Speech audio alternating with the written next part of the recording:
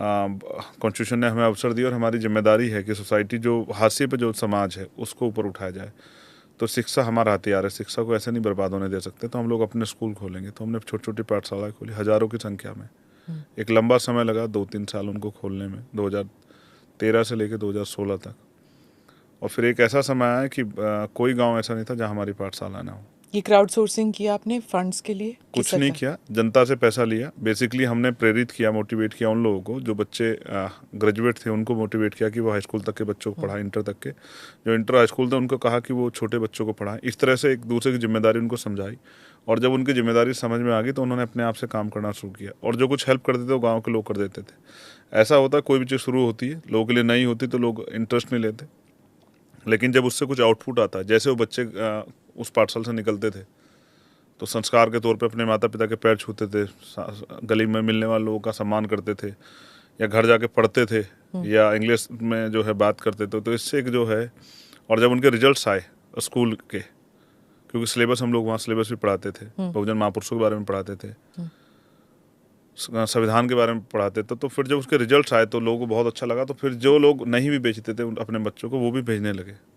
और फिर कोई पेन गिफ्ट कर देता था, कोई जो है कॉपी गिफ्ट कर देता, कोई बुक्स गिफ्ट कर देता था, कोई बोर्ड गिफ्ट कर देता। इस तरह से एक गांव के लोगों के ही मदद से वो पाठशाला चलती थी। तो ये जो एजुकेशन के लिए आपने किया, ये जागरूकता कहाँ से आई कि एम्पावरमेंट जो है वो एजुकेशन से होगा?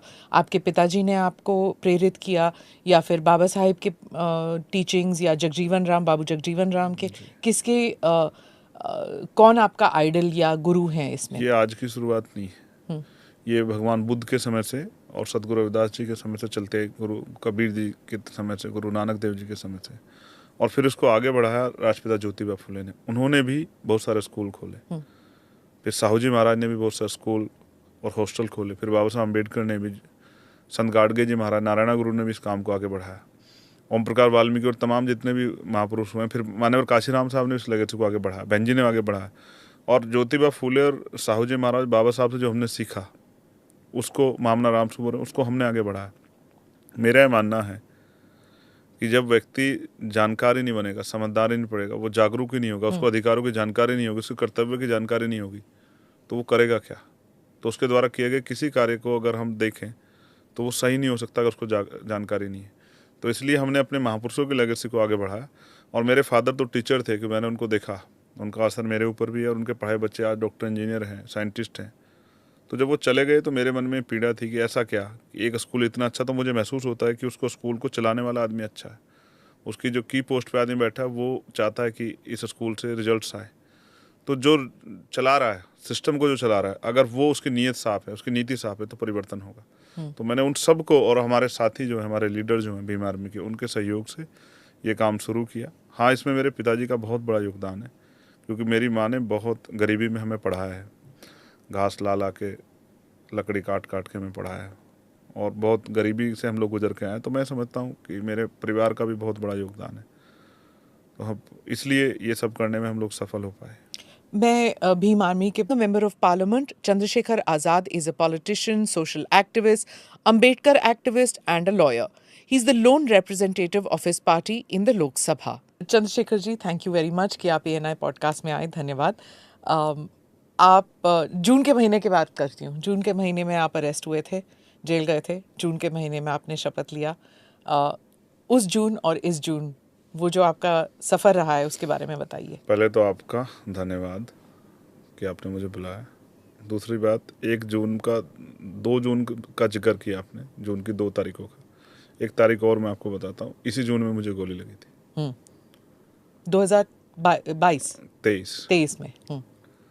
तो 2024 में मैंने शपथ ली, 2024 में मैं जीता जून में, 2024 में शपथ ली जून में, 2023 में गोली खाई थी 28 जून को, और 8 जून को 2017 को मैं गिरफ्तार हुआ था, जब मैं 16 महीने जेल में रहा। तो जून मेरा अच्छा है।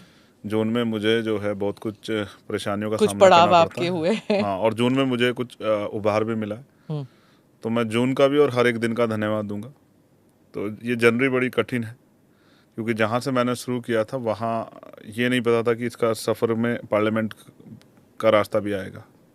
ये भी एक स्टॉप होगा पार्लियामेंट आने का, ये कभी मैंने सोचा नहीं था। जहाँ मैंने शुरू किया था वो भीम आर्मी के जरिए हमने शुरू किया था, पाठशालाओं के जरिए।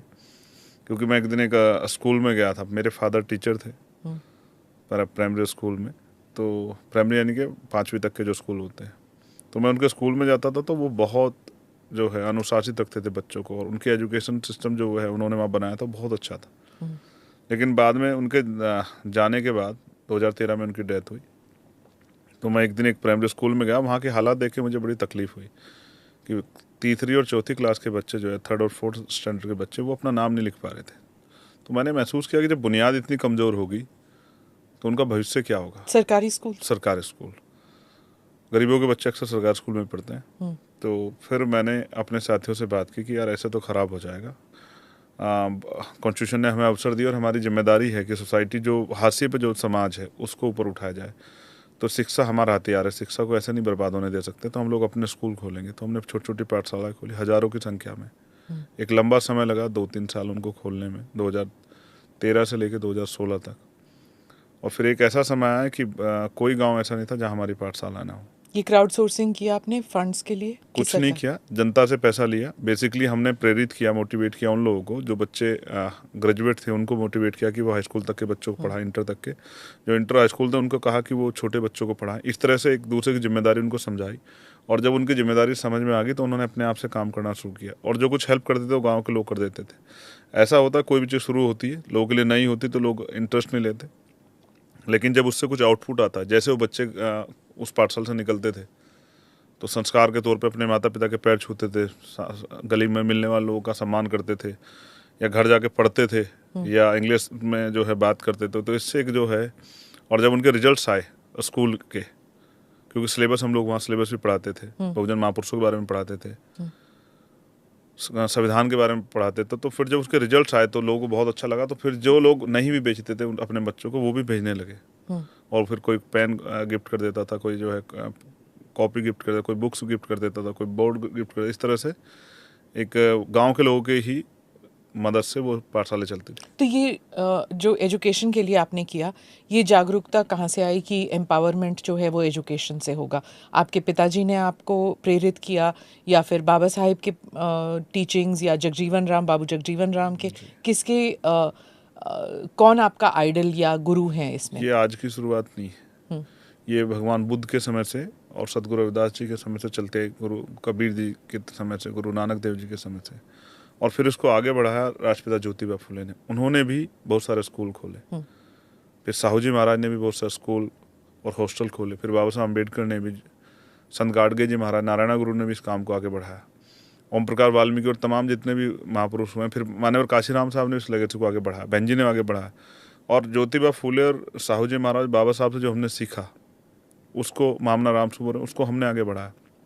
मेरा यह मानना है कि जब व्यक्ति जानकारी नहीं बनेगा, समझदार ही नहीं पड़ेगा, वो जागरूक ही नहीं होगा, उसको अधिकारों की जानकारी नहीं होगी, उसके कर्तव्य की जानकारी नहीं होगी, तो वो करेगा क्या? तो उसके द्वारा किए गए किसी कार्य को अगर हम देखें तो वो सही नहीं हो सकता अगर उसको जानकारी नहीं है। तो इसलिए हमने अपने महापुरुषों की लेगेसी को आगे बढ़ाया। और मेरे फादर तो टीचर थे कि मैंने उनको देखा, उनका असर मेरे ऊपर भी है, और उनके पढ़ाए बच्चे आज डॉक्टर, इंजीनियर हैं, साइंटिस्ट हैं।